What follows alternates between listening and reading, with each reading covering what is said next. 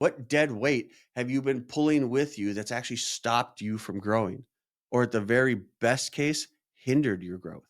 Yeah, I mean, you might still be growing, but could you be growing faster? What do you need to cut? What bad habits, distractions, pointless meetings, or fake urgency do you need to reassess? Now, fake urgency, that doesn't mean something doesn't need to be done, but it might mean you don't need to do it. What do you need to delegate? Welcome to DFW Grit. I'm Dr. James Taylor, and I'm your host, and this is more than just a podcast. We dive into the stories of the movers, the shakers, the small business owners, the entrepreneurs, right here in the DFW Metroplex. This is your home for authentic, real stories that prove what happens when you don't back down. Let's get to work. Hey, what's going on, everyone? Welcome back to another episode of DFW Grit. As always, I'm your host, Dr. James Taylor. Today, this is, I'll say it's tied for my top favorite episodes. Number one are January 1, the first episode of the new year, laying out I'm a planning guy. I like plans. I like goals. I like high expectations for myself. And number two is right here. It's the halftime adjustments. I'll say we in the grand sense. I would like to think that we all, businesses, business owners, entrepreneurs, professionals. I would like to think that we look forward throughout the year. We see what's working, we see what's not working, and hopefully, ideally, we make some changes, we make some tweaks. And this, the halftime adjustments, the halfway point of the year, if you will. Well, shoot, it comes up every year, does it not?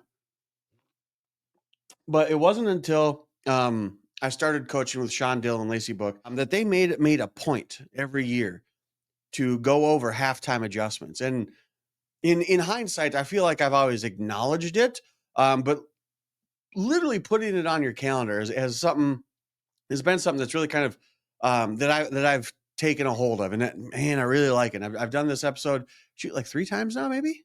I think this is the third halftime adjustments between Fueled by Spite and DFW Grit, and it's a wonderful opportunity to assess what's been working and what hasn't, and to make changes, to make tweaks, to double down on the good things, to cut the bad.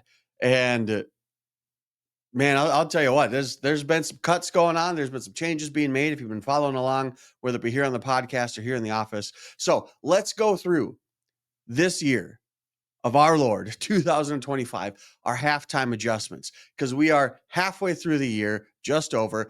Oddly enough, wonderfully enough, we're also just past the halfway point between 2000 and 2050. 2000 does not seem like that long ago. 10th grade James Taylor does not seem like that far ago. Freaking wild. So halftime adjustments, right? So we're in the locker room. We're at halftime. There's 6 months behind us. There's 6 months ahead of us. If we're looking to 2050, there's 25 years behind us. There's 25 years ahead of us. We're at the halfway point. This isn't a soft reset. I need you to know that. I need you to do that. I need you to take that into your being, into your soul. Like, this is not a soft reset. This is hard. This is a hard, changes are being made. Fuck it. We're going forward. We are going up. We're on a trajectory of where we want to be or better. And you need to own that. So check your scoreboard.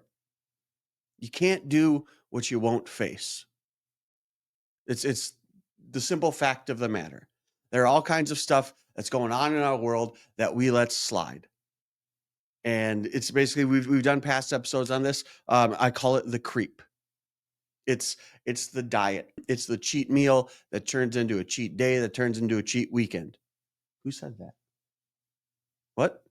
Mirror is talking back to me. So it's the creep. It's the little things. If you don't face it, it's not changing. That which you are not changing, you are accepting.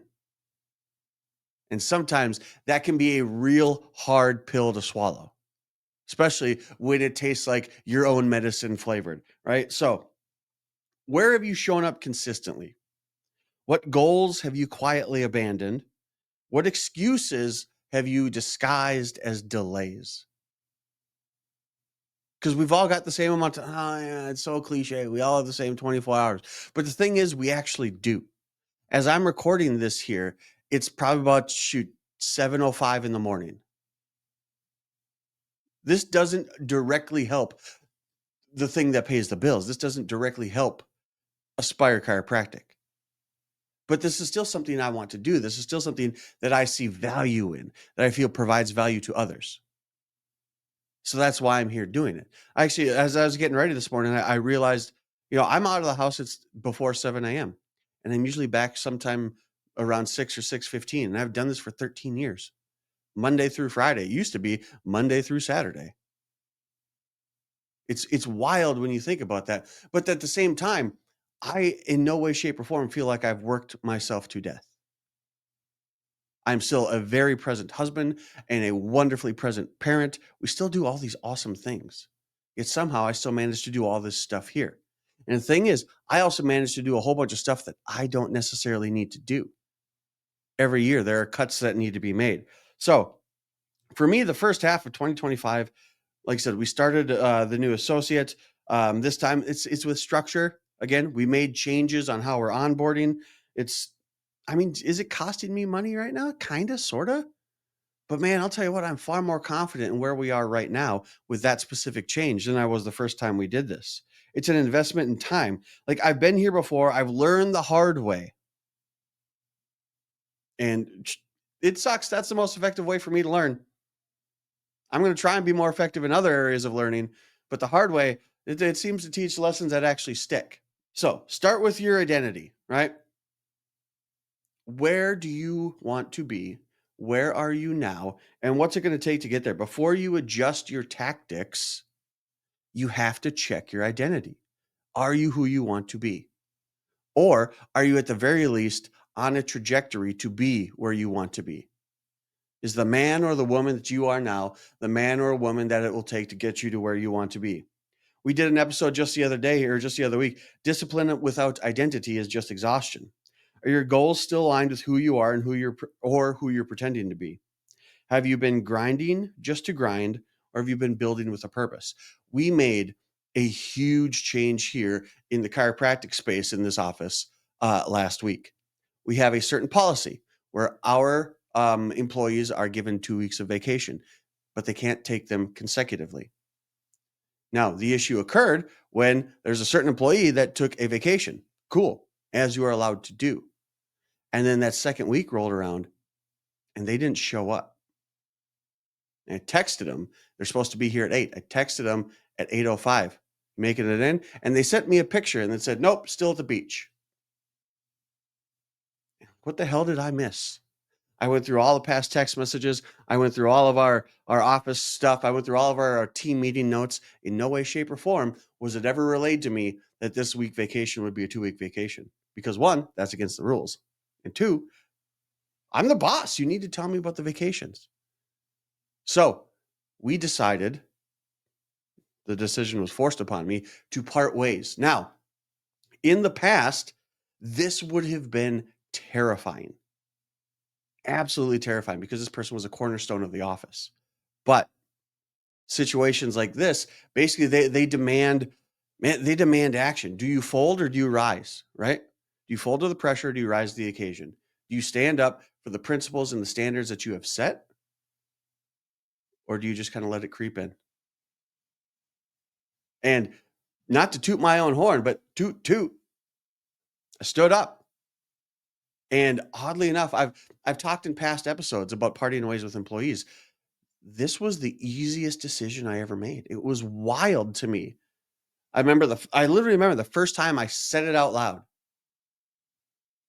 And there was not a gut wrench. There was not a feeling of dismay. There was not a feeling of worry. What am I going to do? And it told me it was the right decision. In no way, shape, or form was I scared about what the decision I made that lied before me, whatever, that I had to do. And oddly enough, the week that happened, that was the best week this office has had all year. There are signs out there for you to do the right thing. And sometimes those signs are quiet. But If you listen closely enough, they're out there. And then, man, I'll tell you what, they'll just start screaming. And if you're lucky enough, it'll almost feel like the decision is made for you. So it takes a whole lot of pressure off your back. So you need to figure out, what do you need to cut? Is it a behavior? Is it a person? Is it a relationship? Is it a job? Is it an obligation? Is it a hobby? What do you need to double down on, or what do you need to delegate? So, what's dead weight? What dead weight have you been dragging along? What dead weight have you been pulling with you that's actually stopped you from growing? Or at the very best case, hindered your growth? Yeah, I mean, you might still be growing, but could you be growing faster? What do you need to cut? What bad habits, distractions, pointless meetings, or fake urgency do you need to reassess? Now, fake urgency, that doesn't mean something doesn't need to be done, but it might mean you don't need to do it. What do you need to delegate to get this stuff taken care of? What do you need to get done? What do you need to take off your plate and put on somebody else's? What isn't your responsibility, but you are holding on to it as if it is, because it makes you feel good or makes you feel important, because you do so much. Shit, remember I just started this episode?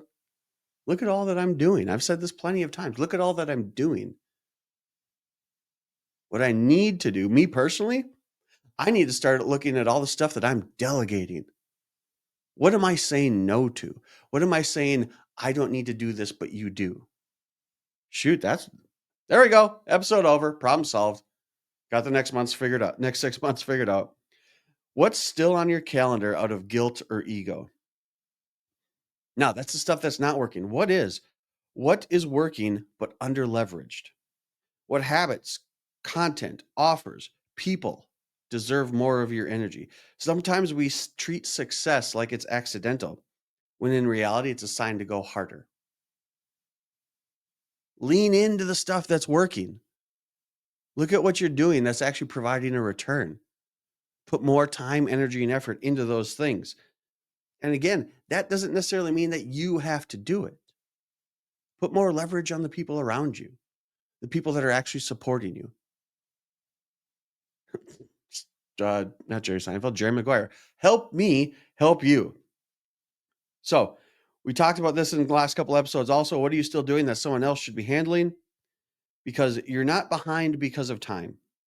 You're behind because you refuse to let go. And you need to ask yourself, why do you refuse to let go? Are you holding on to this task or this thing or this activity because it's something that you think only you can do? Is it truly something that only you can do? Or is it something that you hold some obnoxious sense of pride in? Who put this fucking mirror in here? This is dumb. So the second half starts now. I need you to reignite your vision. Where are you going? What trajectory are you on? Is it taking you where you need to be, or is it taking you even somewhere better? But you need to absolutely assess if it's not taking you to either of those two places. So, what would December 31st, what would that version think of you right now? Speak to those stuck in indecision. And sometimes those people are you. Sometimes those people are the people that you choose to have around you, because you absolutely positively have a choice in who is around you. You don't need more clarity. You just need more courage. Most people aren't behind. They're just scared to admit what they really want. So I want you to do me a favor. This week, before the dropping of the next episode, pick one thing to cut. And I'll leave it up to you. It can be an easy thing or it can be a hard thing. Pick one thing to commit to, and pick one person to ask for help. And in all reality, if you want that person to be me, shoot me a DM. Ask for a hand. Ask for some insight. I can tell you this much. I'll have something to say. It might be insightful. It might be inflammatory. But I'll have something to say. So don't make a list, my friends. Make a move. The first half of your year was the test. The second half is your response. There's still time to change your health. There's still times to fix your relationships. There's still time to fix your business, repair anything that isn't working the way you absolutely desire to work. And you need to show up as the person that you are aiming to become in January. This is halftime. This is the time to make the adjustments. This is the time to actually decide what's working, what isn't, and what you're going to double down on. And in all reality, equally as important, what you need to cut. What dead weight do you need to get rid of? What things have you let creep into your life, into your habits, into your routine that you need to reassess, that you need to write the course? We're halfway through. We're halfway through 2025. We're halfway between 2000 and 2050. 25 years. It sounds like an incredibly old man thing to say. 25 years was not that long ago. It was the summer of 2000. I had gotten my driver's license. I was going around in a Chevy Cavalier, two-door rally sport, bumping Limp Bizkit and I'm blanking on it. What do I got?